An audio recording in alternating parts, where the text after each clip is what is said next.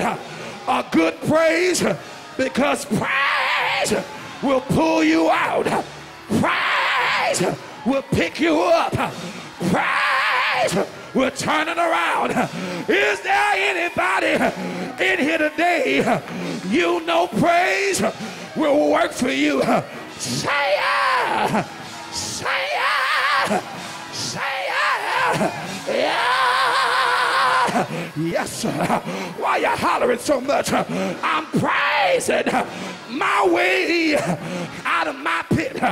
But not only will unexpected people get you out the pit, not only will an unrestricted praise get you out, but I came to tell you, undeniable purpose will get you out of your pit.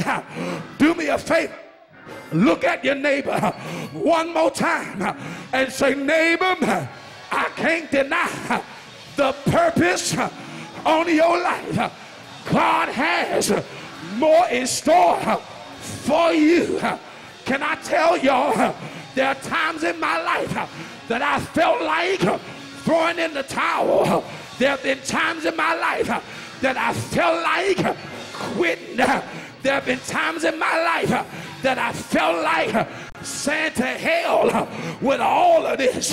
But can I tell you, that's when purpose will stand up in me and say, you can throw in the towel, but you better keep your hand open, because I'm getting ready to throw it back to you. Tell your neighbor, you can't quit now. God got purpose on your life. You can't stop now. God has purpose on your life. Shake a neighbor by the hand and say, hang in there. Don't you quit now. You have too much purpose and promise on your life. You ain't talking to your neighbor. Shake your neighbor's hand like you're gonna shake it off and say, don't quit now. You got too much purpose on your life. Jesus got need of you. Jesus wants to use your life. Jesus got too much invested on the inside of you. So don't you quit. Don't you give up. Stay in the race. Stay in the race. It's only a pit stop. I don't care how dark it is right now. You're coming out of your pit. Can I tell you how I know you're coming out of your pit? When I was a little boy, mother, growing up in Atlanta, every summer I would go down to Columbus, Georgia, where my grandmother on my daddy's side was. She owned a beauty salon. My grandmother would fix those ladies' hair. You remember back in the day, she put that blue or green grease on her hand. She'd get that little hot iron with the comb and the curling irons. She'd take that grease, put it on their hair, and when it sizzled just right, she then knew it was time to straighten out that hair. All day, Monday through Friday, I had to watch soap operas in there. All my children, General Hospital, I had to watch the soap operas. I got so sick and tired of watching soap operas. But Saturday morning, it was my time to look at television. And on Saturday morning, I would watch cartoons. And my favorite cartoon was Road Runner. Anybody in here, you remember the Road Runner? Y'all ain't talking back to me. I said, anybody in here, you remember the Road Runner? I got to testify. I used to root for the Coyote because I wanted the Coyote to catch the Road Runner at least one time on a Saturday morning. I would sit there and watch the cartoon. The Road Runner would come up and the Coyote would have an X on the ground. He would have a boulder sitting up on the cliff that he was going to push over and kill the Road Runner. He would push the boulder, the cliff would break, and the boulder would fall on top of the Coyote. Y'all don't remember the Road Runner. There were times when the Coyote would put dynamite in his skates so he can keep up and catch the road runner. He light the dynamite. The road runner would come back and the skates would take off and the coyote would stand still. And one Saturday morning, I got real frustrated. I started stomping and running around in my grandmother's beauty salon. And she said, "Little Tony," that's what she used to call me. She said, "What's wrong with your son?" I said, "Mama Sadie," that's what I used to call her. I said, "I'm upset because the road runner got away again. I'm frustrated because the coyote did not catch the road runner this episode." And my grandmother looked at me with a sanctified mind and said, "Little Tony, you've got to understand, when the cartoon came on, there were some names that came on the screen, and one of those names on the screen was the writer of the cartoon, and ain't no need in you being upset that the road runner always gets away. It's in the script that the road runner is going to always get away. So how can I tell you it's only a pit stop and your destiny is not in the pit? It's in the script that you'll always get out of your pit. It's in the script that you're the head, not the tail. It's in the script that you're above, not beneath. It's in the script that there's greater in store for you. Do me a favor, look at your neighbor, stick your tongue out and say, "Beep, beep." You ain't doing it. That means to let your devil, your enemies and your haters know you can't stay in the midst of your pit. You gonna always get away. Is there anybody in here today, you know you're gonna always get away? Shout yeah, shout yeah, shout yeah, say yeah, say yeah, say yeah. Ah, beep, beep. I ain't got no help in here. Ah, beep, beep.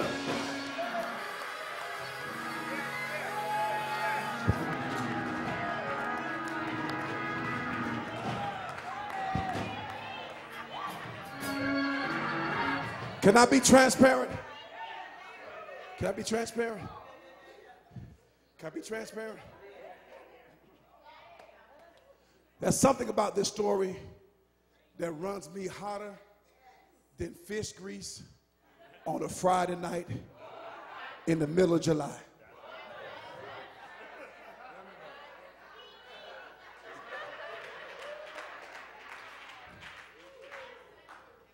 There's something about this story that runs me, and my granddad would say 38 hot. When I look at this story, the one thing that I see is his pit experience wasn't long.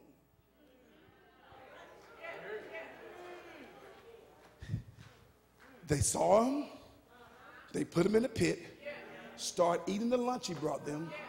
Unexpected people came by, they pulled him out the pit, and he went on his merry way.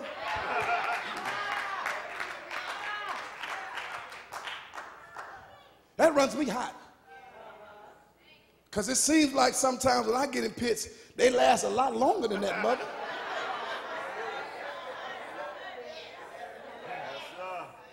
And I'm like, why is his pit spirit so short? And mine been going on for a couple of years now. So trying to be the thinker that I am, I went to talking to God and said, well, Lord, what?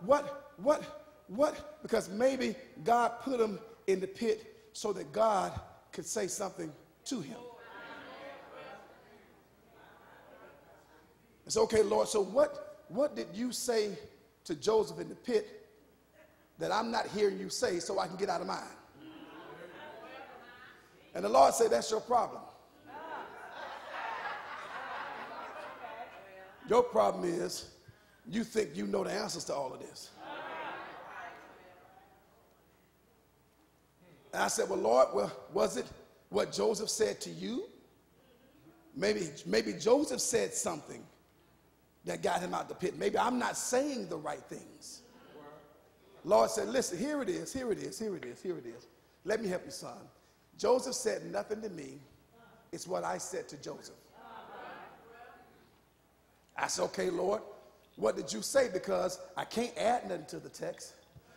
I can't take nothing away from the text. He said, you got to keep reading the story because you will discover Joseph had a problem keeping our conversations to himself. What got him in trouble was the fact that he was talking about what I talked to him about. Joseph doesn't begin to talk until he gets in prison. He talks to Pharaoh's wife, to Potiphar's wife a little bit, say, I can't do that to my master, but he really doesn't talk again until he's talking to the baker and the butler. And what he said to them was, remember me when you get out of here.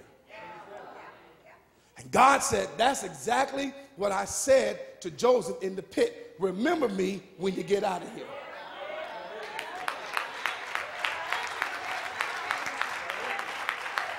Could it be that some of us find ourselves falling back into pits because when God brings us out, we forget about him?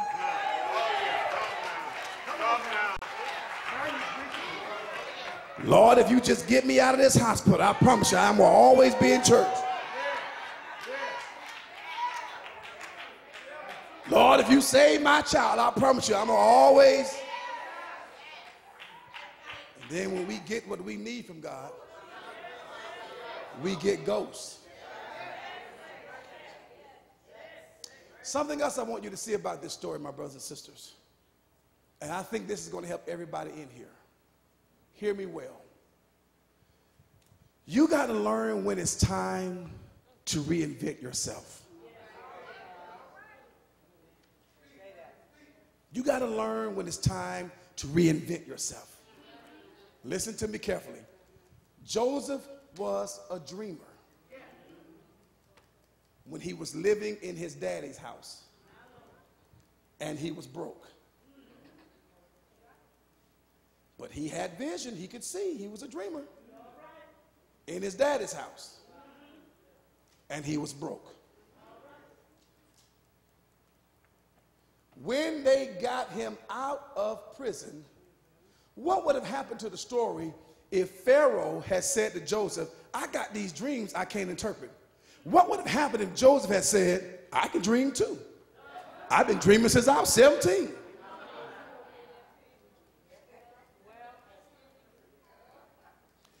But instead, he reinvented himself and moved from being a dreamer to being an interpreter of dreams. And when he became an interpreter of dreams, he became wealthy. So much so that he took care of his whole family and all of Israel. What are you saying? We come into our Father's house to get dreams. But we got to take the dreams and then leave out of this door and meet the needs of the people outside of the four walls of this door. Become an interpreter of dreams. And money will never be an issue in your life again. Stop being comfortable coming into the house of God dreaming. And become uncomfortable enough to go outside these four walls and interpret dreams. Meet the needs. Joseph met the need of Pharaoh. And when he met Pharaoh's need, who was not saved? Pharaoh was not saved. He wasn't a child of God. When he met his needs, wealth and riches became his. Who's outside of these four walls that need your help? Who outside of these four walls need what you bring to the table? This is a pit stop. Church is where you come to get information, to leave out and go help people.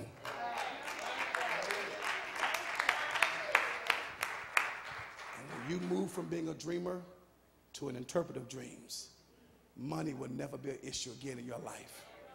I decree and declare in this house, unexpected people will find you this week.